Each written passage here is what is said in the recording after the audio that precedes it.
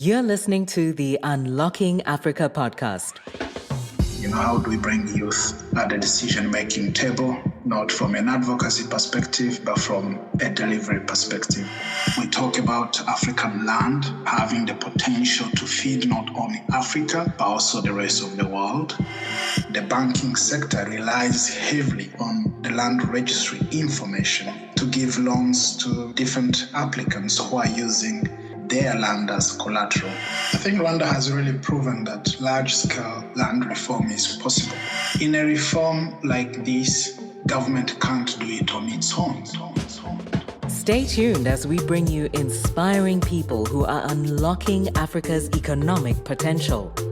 You're listening to the Unlocking Africa podcast with your host, Tessa Adamu.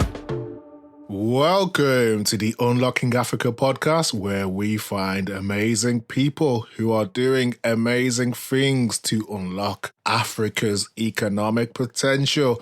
Today, we have another special guest. We have Thierry Ngoga, who provides strategic and operational solutions to African governments and development partners in relation to land management, agriculture, and urban development. Welcome to the podcast, Thierry. How are you? I'm good, Tessa. Thanks for having me. Fantastic. Thank you for joining us on the podcast today. It's great to have you.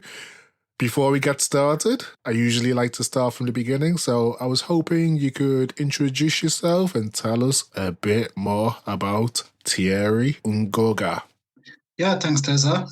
My name is Thierry Ngoga. As you rightly said, I'm an ag and a land development professional. Oftentimes, I actually like to call myself a student because working on these issues, you can't be an expert all the time. Very true.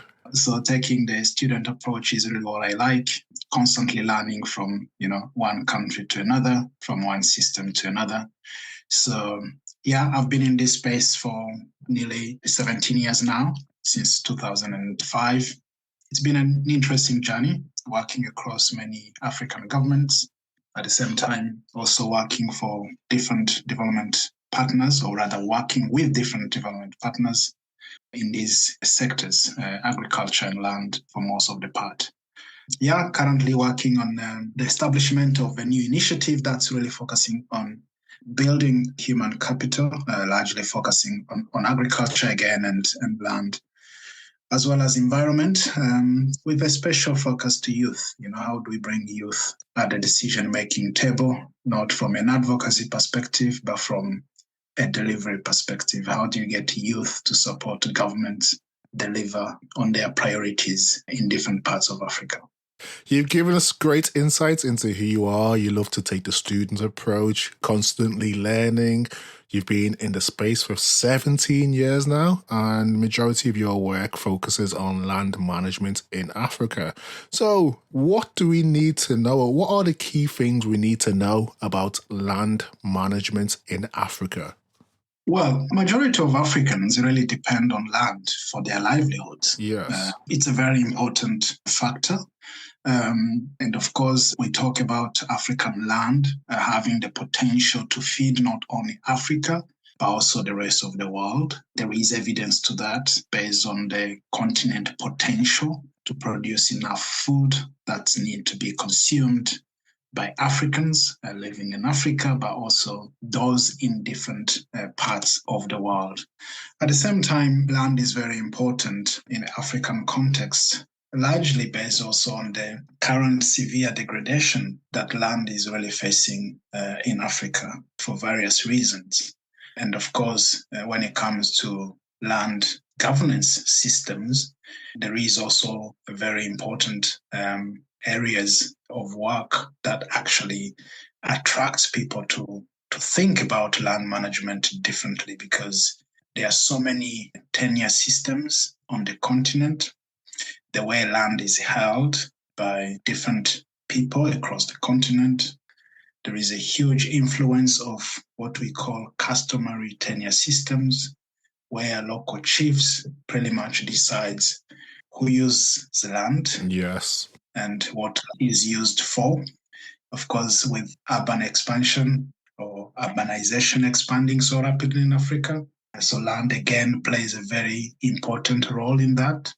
Another area of interest is actually how land rights are transacted from different individuals. And here we are largely talking about land administration systems on the continent. That's extremely important. In some parts of Africa, it takes a week to transact land rights from one person to another. You sell your land rights to somebody else, it takes a week. In some other parts of Africa, it takes a year or 2 years. And of course, efficient land use is also another area of importance when it comes to land management in Africa. How is this land really used? If it has the potential to feed the world, how is it really currently used? So, there are so many angles from the way land is governed, owned, and used to the way land is currently degrading based on a number of issues, including, of course, the effects of climate change. There are so many aspects that makes land management an area of interest from an African perspective. You've detailed that the majority of Africans depend on land in terms of survival. Land is important in the African context for various reasons. And the way that land is viewed or managed may need to be changed in the future. Leading on from this, you published a book in 2018 titled Rwanda's Land Tenure Reform, Non-existent to Best Practice. Can you give us a snapshot of some of the key themes from that book?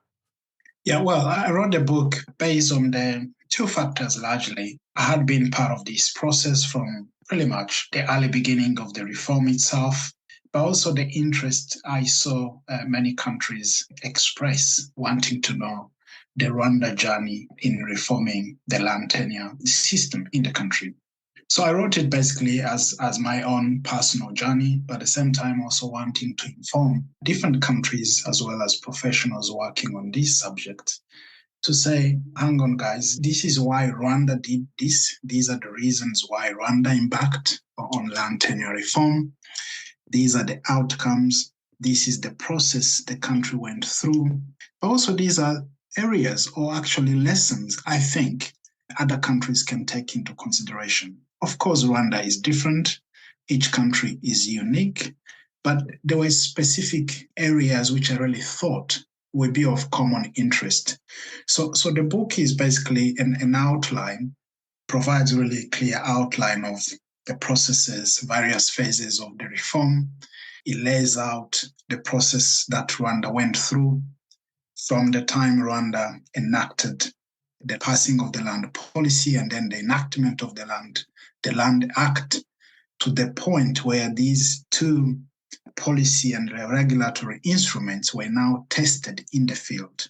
Both documents, policy, and the Land Act encouraged land registration process. But it wasn't clear yet how that would be done because it had never done at large scale in Rwanda. At that point, there were estimates. This is back in 2005. There were estimates that only 1% of land in Rwanda was registered. So having it onto the register that Rwanda used. So it was a very interesting journey to be part of. So what the book does actually provide that detailed process that Rwanda went through. It does also outlines what we see as actually current benefit of the reform beyond giving a land title to the rightful individuals. So today we see, for example, so many development sectors using land registry information to actually develop those sectors further.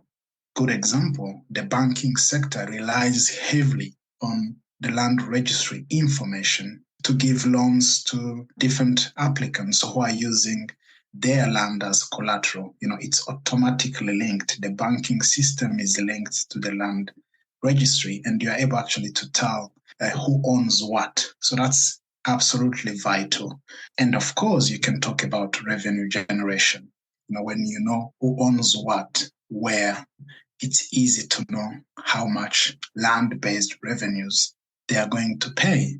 We are talking about natural resource sectors, for example, like forestry.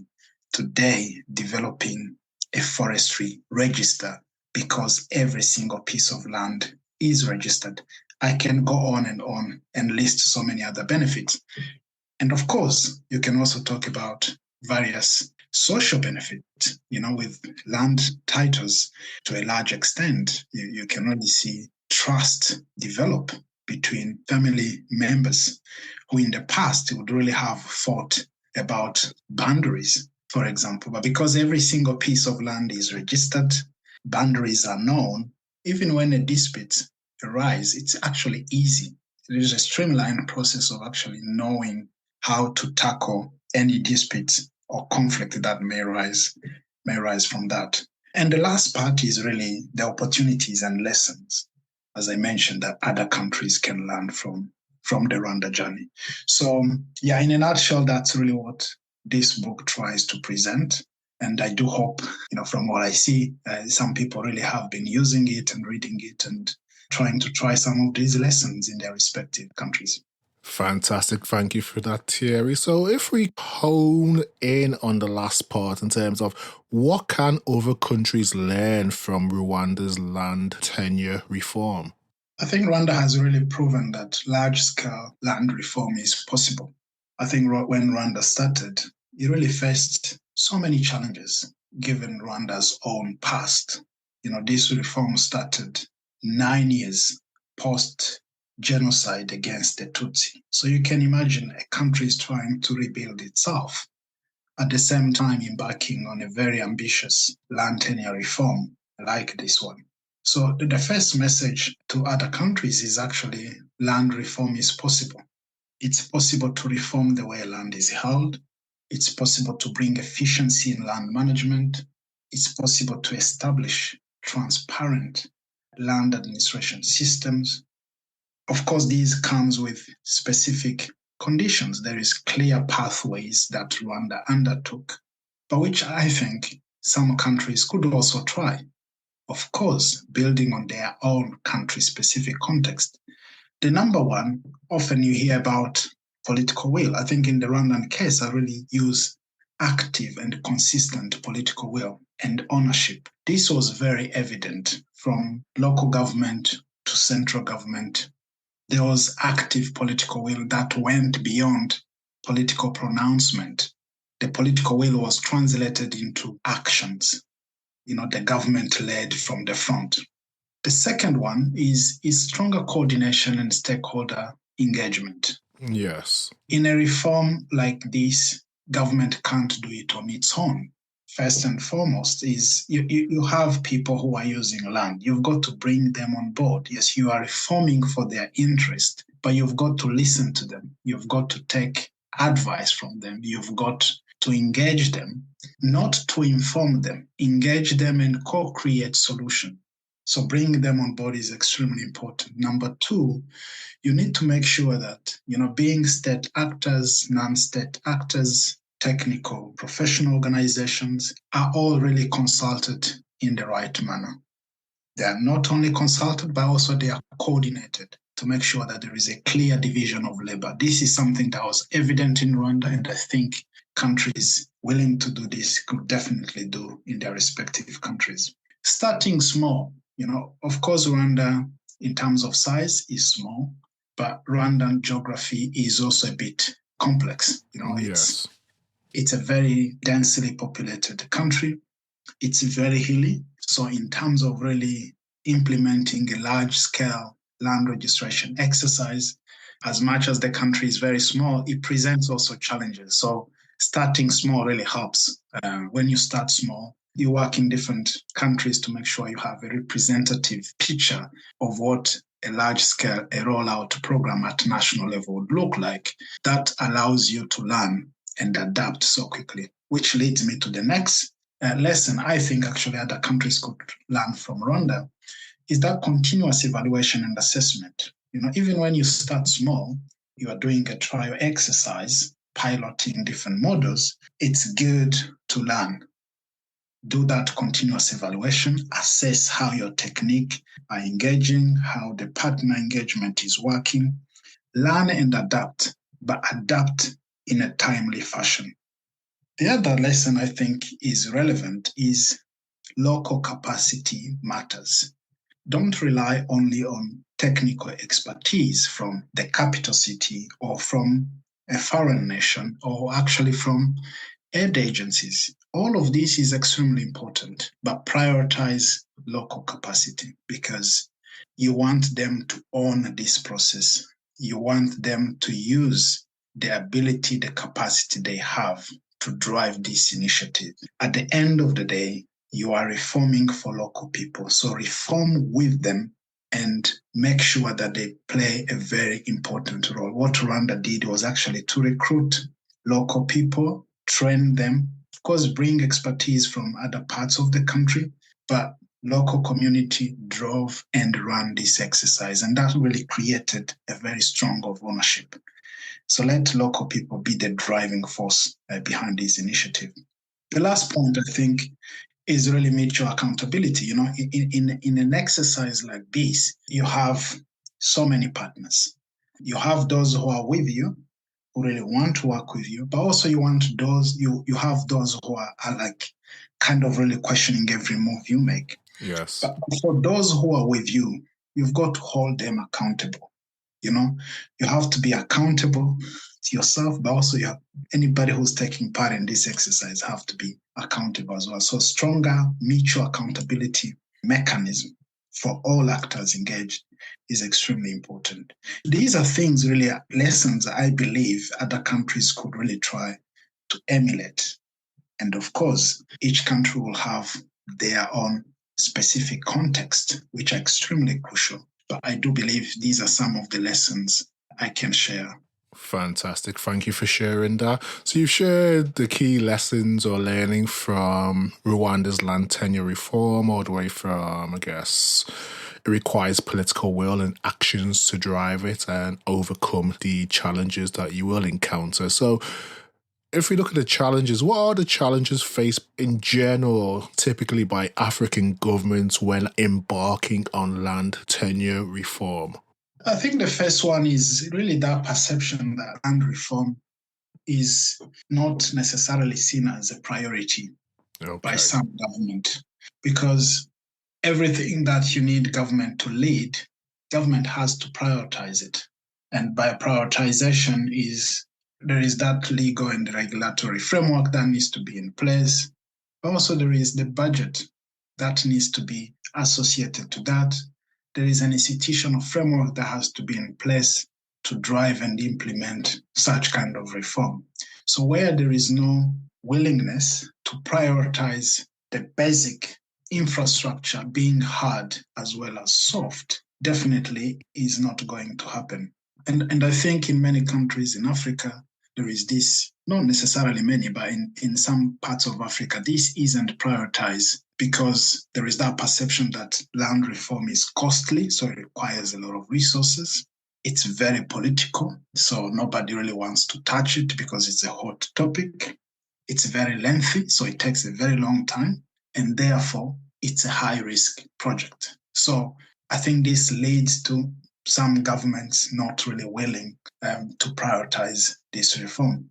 On the other hand, though, there are some leaders actually who prefer ambiguous land administration system in place because this is a source of corruption. Therefore, reforming would mean closing the corruption channels. And this really creates that resistance to change. And for some of them, they really prefer the status quo than really reforming the land administration and land management generally.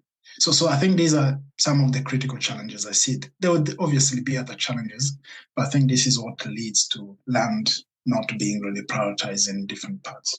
So you mentioned that governments don't tend to prioritize land tenure reform because of the perception that it's costly, political, lengthy, and high risk. I guess if they understand the benefits that might sway that perception, so what are some of the economic and social benefits of such reforms for African economies?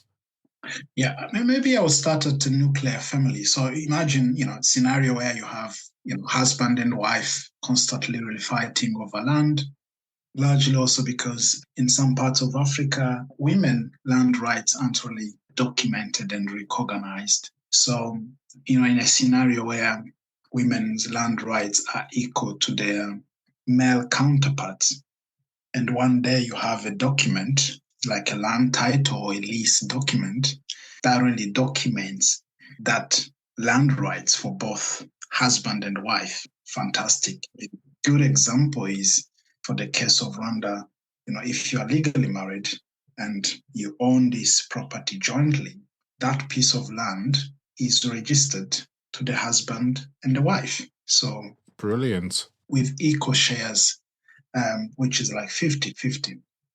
So in a family which could in the past have been characterized with bickering and fighting at household level, I think this is the beginning. A land document that shows that the spouses have equal rights. That's fantastic. Of course, documenting land rights and recognizing them by national legal instrument, it's good. It doesn't necessarily guarantee that landowners are going to enjoy their land rights, but it's a very good beginning. So I think from a social perspective, I think it does bring that trust, and in the longer run, creates that harmony amongst families.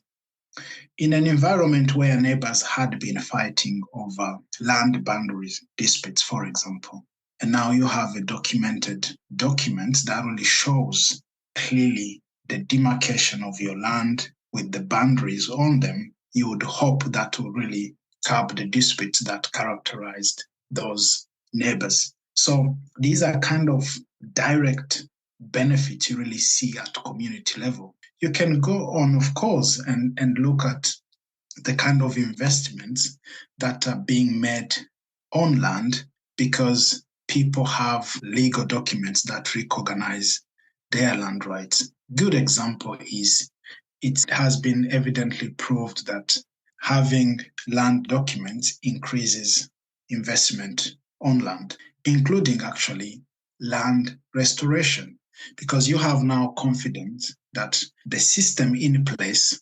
recognizes your land rights. Maybe you have a longer term lease of 49 years, 99 years.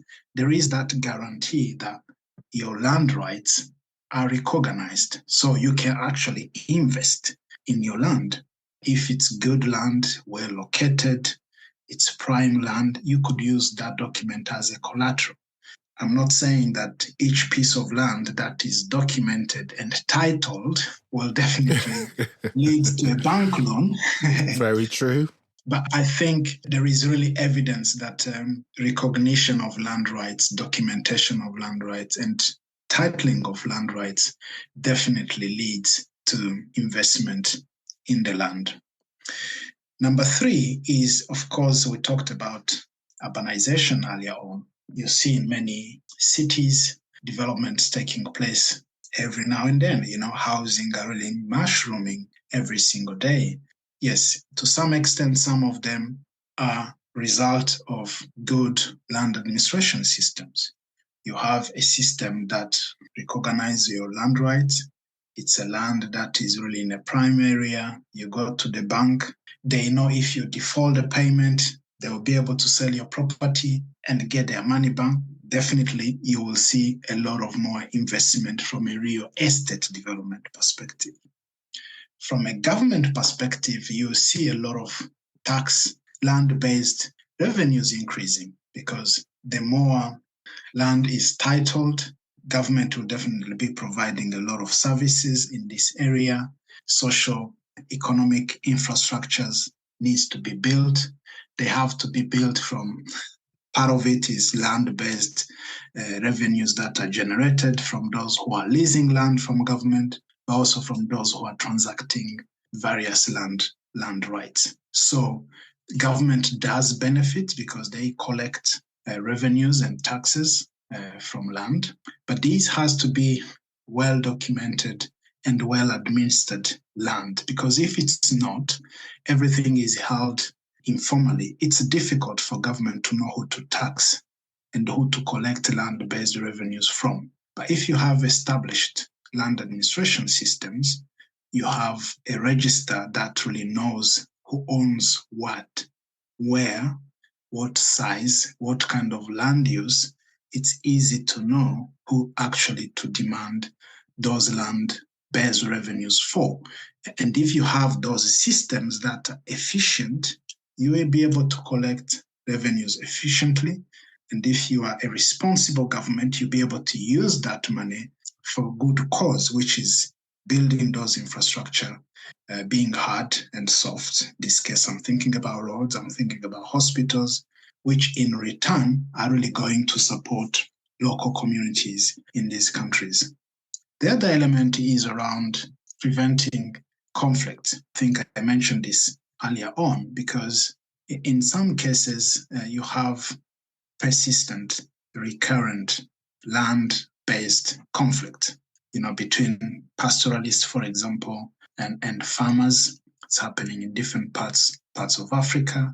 You have a lot of land use conflict where urban land is expanding into agricultural land. So there is not conflict between people, now it's conflict between land use.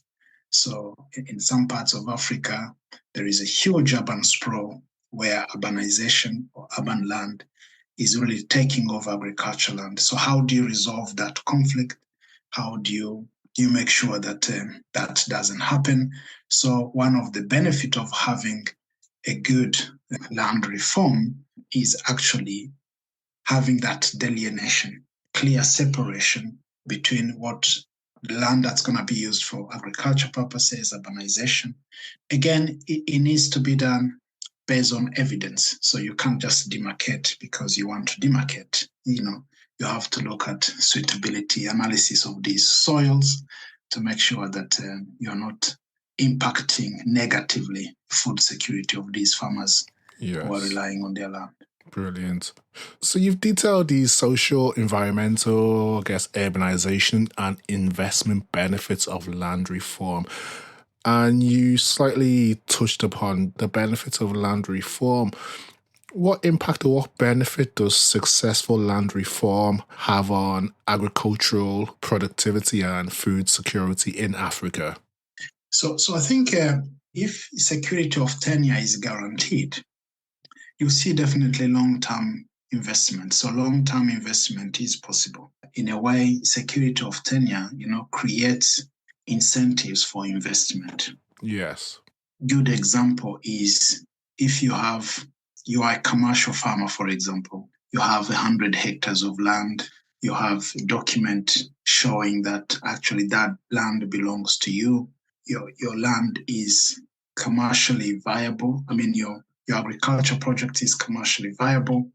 It's potentially easy to access a collateral in a bank to really get the loan you need to invest on your land, in which case you can really move from subsistence agriculture into commercial agriculture.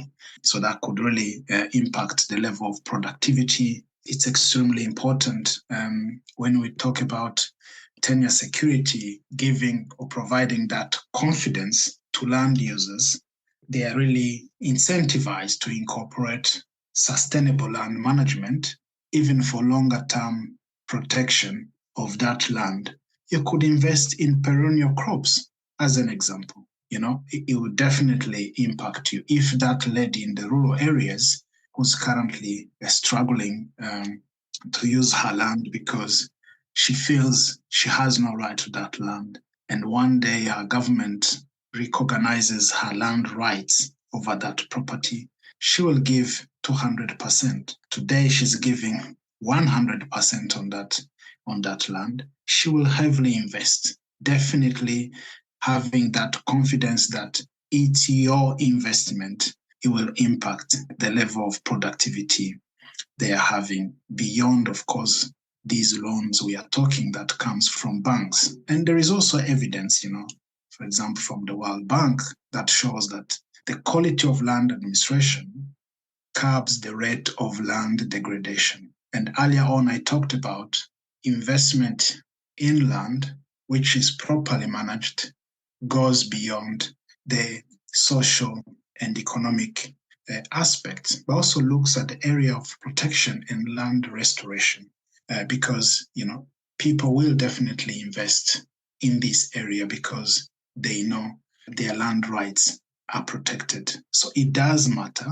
And the more you fix these issues around local ownership, you are creating the fundamentals that are needed to addressing land degradation, which is today is really creating issues around agriculture productivity because a lot of that good soil is going. But if you are able to invest into maintaining that soil and actually grow various agriculture commodities, definitely that's going to yield positive result.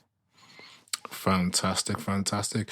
You know, people might be listening and thinking, theoretically, this sounds great and it makes total sense. So I was hoping you could detail some of the work that you've done working hand in hand with African governments to achieve some of these realities. Yeah, I guess in the land sector, I've worked with a number of governments. As we speak today, I'm supporting a project in Togo. It's a government initiative. They put together a law that governs how land should be managed and how land should be owned. But now they're in the process of looking at how to reform land as one way of actually enhancing or improving agriculture productivity. So in a way, taking into consideration some of the critical areas we've spoken about. The reality is, though, as you rightly said, it may seem very theoretical, but I think it has to start from somewhere. It has to start from government having that great vision. So in countries where I've really seen success is where government knew what they wanted. So having a clear vision is extremely important. The vision itself is not important. How do you turn that vision into policies, from policies to implementable programs on the ground? So a lot of countries have really taken a long-term sustainable approach to turning this vision into implementable actions.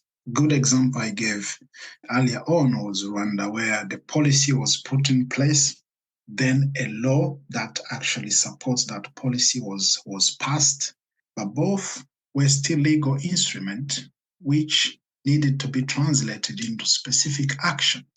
And that led to actually saying, okay, this is what these instruments say. How do we turn them into programs on the ground? And how is that program going to be done? So Rwanda started actually by a small pilot exercise.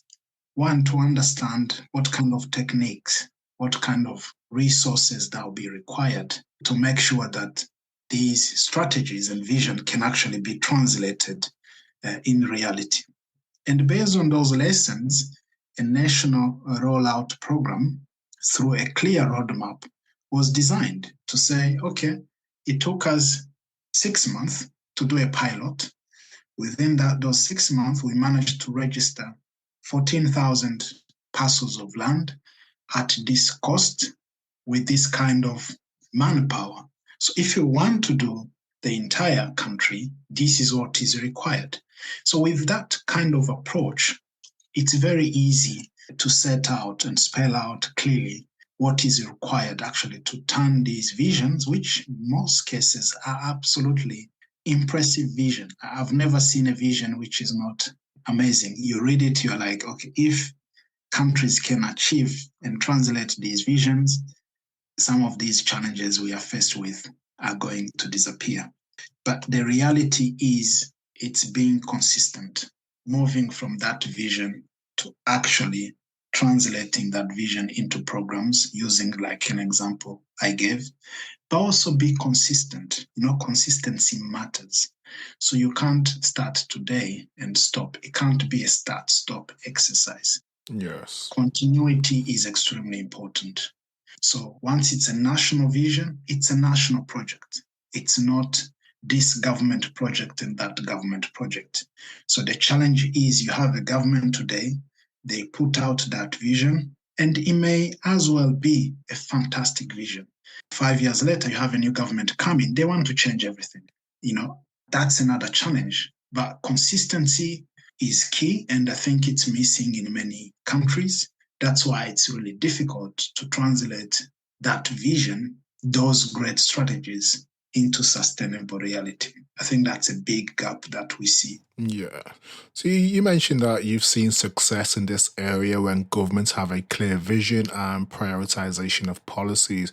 So would it be valid to say that some African governments have or do suffer from a lack of policy prioritization? And is this changing? Yeah, I think it is a fair point.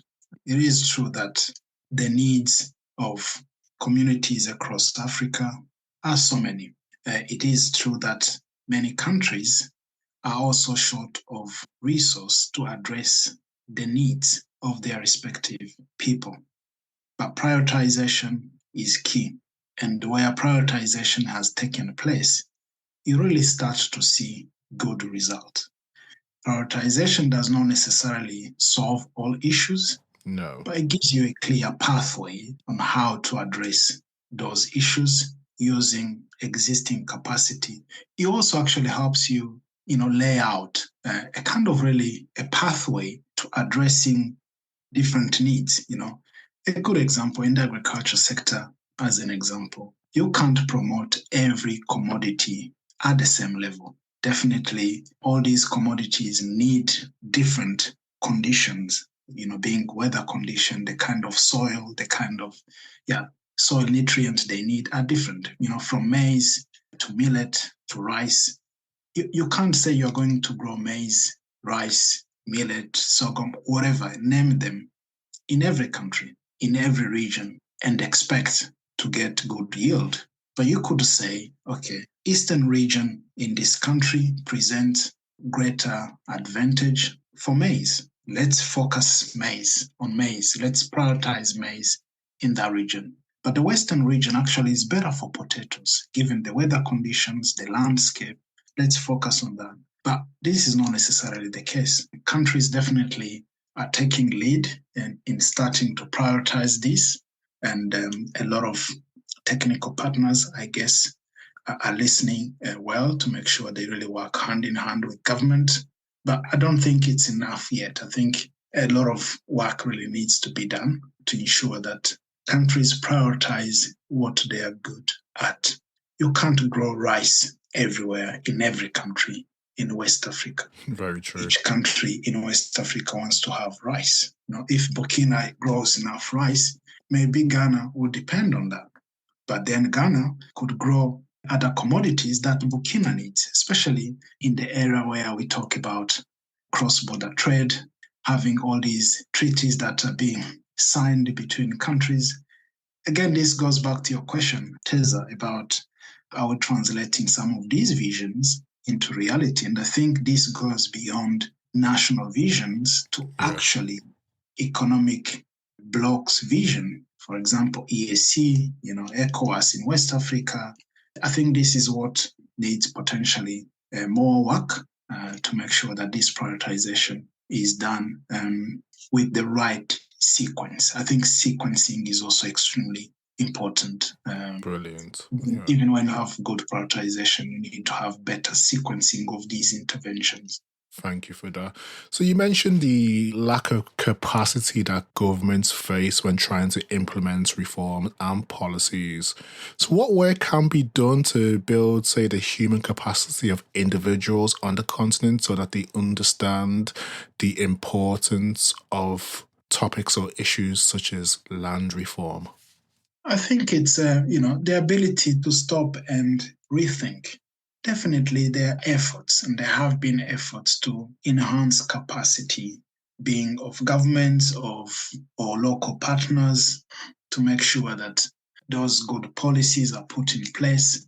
But I think the critical part actually for me is not putting in place those good policies, and those good prioritized policies is actually also where those policies exist, is going beyond having them to actually implementing them. So if we have them in some countries, why are we not seeing change? So if one of the critical issues is, of course, capacity, national capacity, I think there is a reason governments and their partners need really to think what went wrong, learn from mistakes that may have made in the past, and start doing things differently. Definitely, we need disruptive ways of building capacity. We need to rethink the way these capacities build, especially local capacity. That's extremely important because when we are criticized as Africa that we have good policies, but they are never implemented, there is a point there. Now, thinking, why are they not implemented? It can't only be because of lack of financial resources. There must be other reasons, and one of them is definitely capacity to prioritize, capacity to turn these policies and visions into implementable programs, capacity to go beyond implementation, to learn what is working and what's not working, take stock, learn and adapt. And this really presents us, with a unique opportunity to think about what kind of capacity we need and how best can we build that capacity and how best can we actually start talking about sustainable capacity within government and its law partners. If we look at capacity within governments and disruptive ways of building capacity, is there a need for a new breed of individuals within government to push government forward and create more functional services and tackle issues such as land reform? I believe so. If you look at a lot of governments, for example, like civil servants or civil service in many countries, a lot of civil servants are really retiring. There is nothing wrong with retirement, but there is something wrong when a lot of these experienced civil servants are retiring and there is no clear succession plan, especially when we are talking about Africa being a youthful continent. Now, how do you get these younger people who are really tech savvy, who are hungry, who are committed? How do you get them ready to start doing some of these jobs? How do you ensure that they actually clear frameworks within which these retiring civil servants who have the heart and still have the capacity actually to pass on some of that knowledge and institutional memory? I think what is very important is really not losing that institutional memory. How do you create those platforms to make sure that there is that knowledge sharing, there is that passing on of that wisdom? Of course, there is issue. Younger people today, they believe they are tech savvy, using cutting edge technologies. These guys who are in government are BC, like born before computers. We don't need to engage with them, but that's really wrong. There is greatness in what these people have, those who are retiring. There is fantastic ability these younger people are bringing on board. Now, how do you blend that together? How do you create a platform where the old and the new come together to actually form that force, which I think is what this government needs? The second point is also really looking at what many people call local knowledge. And in some circles, actually, they will say indigenous knowledge. I think there is greater value in looking back and saying, 20 years, 30 years ago, this is how we managed to deal with climate change issues. There's definitely knowledge there. We can't say that people who lived 50 years ago didn't have means to handle challenges, being weather-related, being a governance system. There were definitely ways that worked then. But how do we document those and try to adapt them or blend them with modern ways of doing things, of addressing some of these challenges? So there is greater value really in documenting that. And I think for me, when we talk about adoption of digital technology to expedite service delivery, that's another angle that requires a different way of thinking. If current civil servants in government aren't really capitalizing or leveraging on the technology and resource that exist, there is a fundamental issue. How can we now think differently? It's not to say, let's get rid of those who are there today and bring in a new force. No, I think it's just to say, can we sit together, find, co-create solutions that really take all those aspects into consideration to make sure we have that human capacity that's locally grounded, locally led, it's going to lead to creating solutions that will be locally embraced and therefore reaching that sustainable workforce we all want. Brilliant. So you've talked about creating succession plans and preparing the future workforce in government and what that intersection looks like currently and in the future. So if we look at the current, what are some of the positive trends that you're seeing from your work with regards to land reform in Africa? Yeah, I think the awareness is becoming greater, that really reforming is needed. Reforming the way land is held, the way land is used. I think there is really greater awareness, which is very important. The second point is really the benefits now that communities are starting to see. Communities where these reforms are taking place, they're really seeing the benefit beyond just having a land title document. So I think that's extremely important. The third is actually some of these solutions we are talking about, like technology and that exist, that's becoming easily accessible in many parts of Africa. I think that's really proving that actually it's possible to reform. It's possible to own this process. It's possible to use our own young people. And also when you have countries that have positively done this reform and you have delegates traveling from one country to another to see what has worked and not worked in neighboring countries, that definitely is creating not only that awareness, but is really enhancing the level of willingness of some of these political leaders and actors to reform. Nobody wants to stay behind. So there are those initiatives happening in different parts. But also, I think more importantly, that awareness that reform has to start from within. It doesn't necessarily have to be influenced from external forces being a donor agenda. It has to be demand driven. It has to be demanded by people. It has to be spearheaded by governments, and the governments have to be supported by different actors. So I think in a world where information is really spreading so rapidly, good and bad, people are really reading about, what's happening in different parts and the good stuff that are coming out of it. And of course, people want to associate themselves with good results. So Yes. there is really that trend that's coming up. And more interestingly, really youth really want to take an active part in this process, which again is a trend which was not there a few decades back. So this is really bringing that momentum everybody wants to have. However, that momentum has to be sustained. Everything we are talking about has to be put into practice. That continuity has to exist. It can't just be a one-off exercise.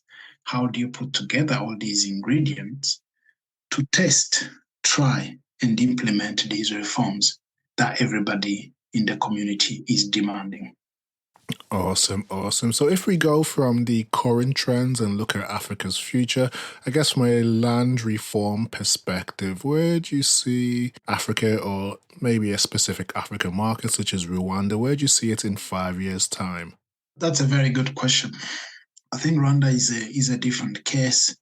But again, Rwanda so far has really showcased what is possible if you reform the way land is really held and put in place mechanism to support land transactions. So today, an investor register their business in a day, their business are registered. If they're buying a property within 2 to 3 days, their land title is availed.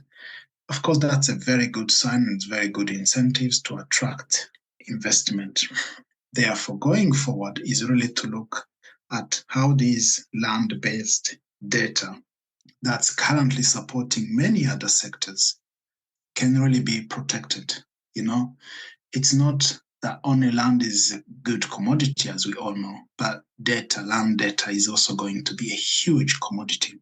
It's going to be extremely a precious gold or oil in the next 5 years, because everybody wants to rely on that land-based information to do so many things. So protecting this data is going to be extremely important.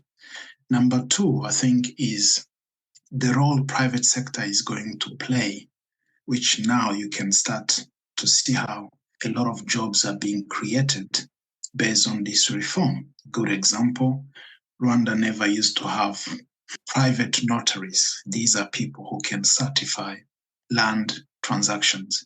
Today, the law allows to do that. There is a framework that allows private not to exist. So creating employment is something really good.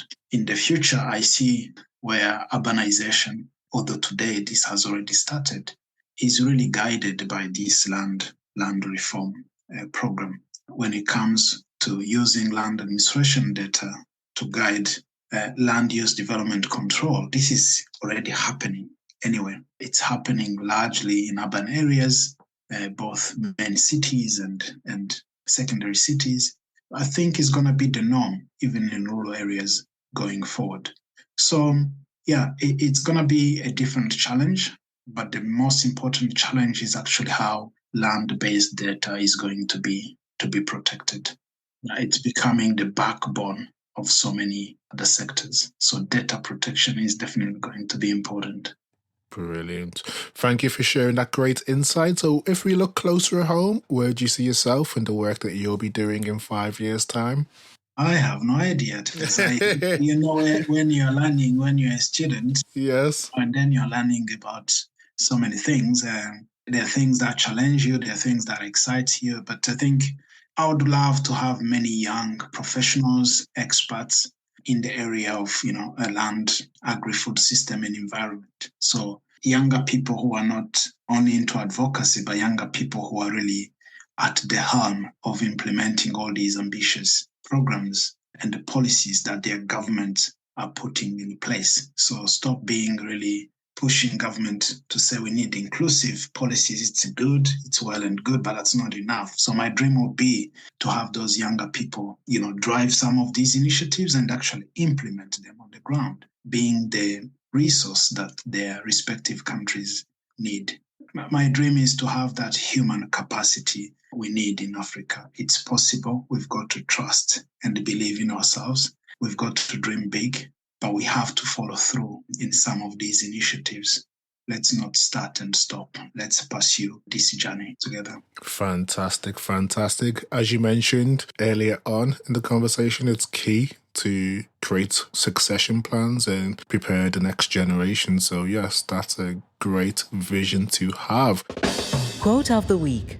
As people, we often have quotes, mantras, proverbs or affirmations that keep us going when times are good or when times are challenging. Do you have one that you can share with us today? That's a good one. I think there's one I like, like in Africa, I always say, it takes a village to raise a child.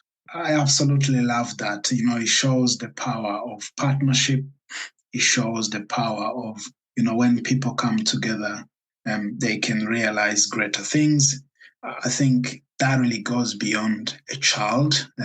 As a human child, it captures really so many angles. Even on this journey, as I said, my dream is to say in the next 5 years to have great African youth leading from the front. I truly believe, in this proverb, let's come together, let's dream together, let's action together, let's collaborate. Beautiful. As we are coming to the close of today's conversation, do you have any closing remarks, final calls to action for people who are interested in land reform in Africa or just interested in the work that you're doing and want to find out a bit more? Yeah, first of all, thanks for having me, Teza. I enjoyed the conversation. Tough questions. You answered them so well. I tried. I did my best. I enjoyed just chatting to you. And of course, for anybody who's really interested in this subject, whether, interested in what I've shared today, happy to share more when opportunity comes. But generally is really calling everybody to be interested. I think pick interest in these areas. a land that's efficiently used, have so many ripple effects. We all need food and good food. So if we look after the small land we have, the benefits are greater beyond what we think today. If you have a piece of land, use it. And also remember, there are those who don't have it. So if you use it sustainably, you'll be feeding many. This is for the farmers who are listening, who may be having land. We really hope you can really use your land in the most effective manner. For the youth listening who haven't picked interest in this subject, land is a very interesting area. Land can provide fantastic employment opportunity for you. Get interested. Go around, ask for support. Go around, seek for information. There is greater benefit in actively engaging to ensure that we have efficient and sustainable land management practices across the continent. But more importantly, let's also seek counsel for those who have been there before us. What worked for them?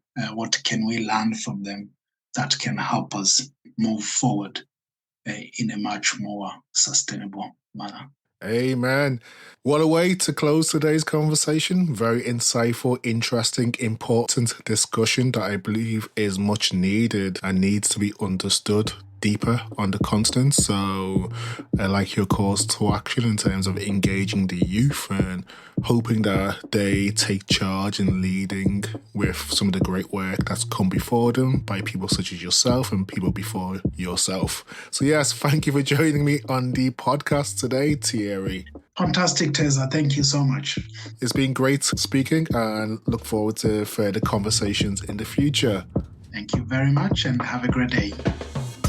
Thank you to everyone who has listened and stayed tuned to the podcast. If you've enjoyed this episode, please subscribe, share, or tell a friend about it. You can also rate, review us in Apple Podcasts or wherever you download your podcast. Thank you and see you next week for the Unlocking Africa podcast.